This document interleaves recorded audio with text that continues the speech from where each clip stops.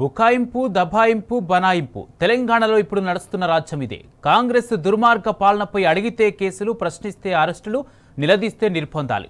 ఇప్పుడు కనిపిస్తున్న చిత్రం ఇదే. ప్రజలకిచ్చిన 6 గ్యారంటీలను అడకెక్కించిన కాంగ్రెస్ సర్కారు 7వ గ్యారంటీగా నిర్బంధ కాండను పక్కాగా అమలు పరుస్తున్నది. నియంత స్వామ్యం ట్రేడ్ మార్క్ పాలసీగా మారింది. ఇందిరమ్మ రాజ్యం అంటే ఎమర్జెన్సీ రాజ్యమేనన్న భావన పాతుకుపోతుంది.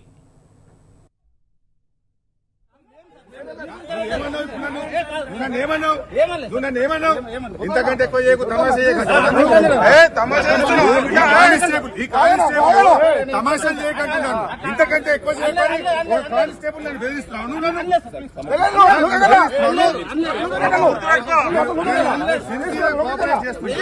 ఇంతకంటే ఎక్కువ చేయకు, తమాషాలు చేయకంటే అవన్నీ కానిస్టేబుల్.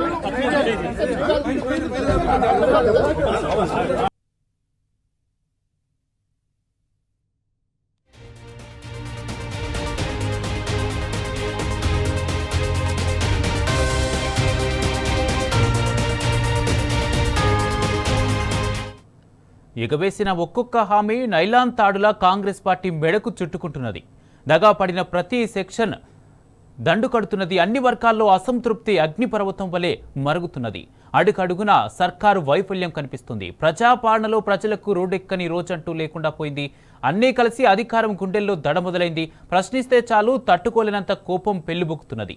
ప్రజల్లో బీఆర్ఎస్ బలం మరింత పెరుగుతున్న సంకేతాలతో కడుపులో దుగ్ధ రగులుతున్నది. తీట్లతో అసహనం తగ్గేలా లేదు. వందలాది మంది బీఆర్ఎస్ లీడర్లను జైల్లో వేయాలని, లక్షలాది మంది కార్యకర్తలు, అభిమానులపై కర్కశత్వం చూపించాలని కసి పెరుగుతున్నది.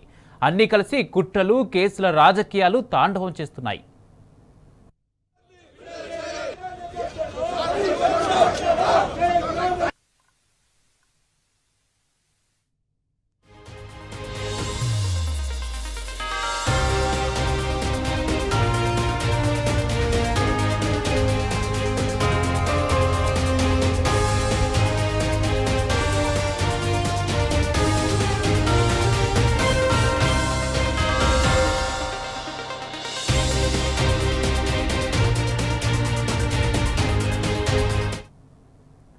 ఓవైపు ఏడాది ఉత్సవాలు, మరోవైపు ఎన్కౌంటర్లు, ఎమర్జెన్సీ దృశ్యాలు.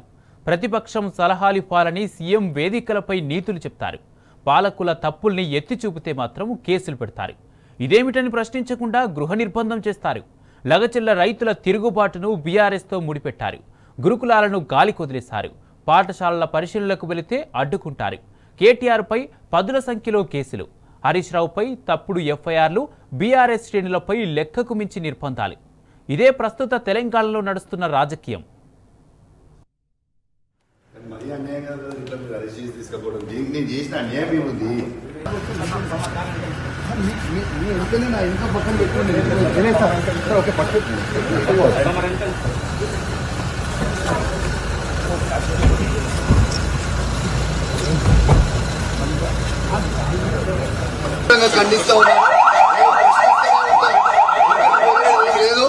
ఈ అరెస్ట్ కి భయపడేది లేదు.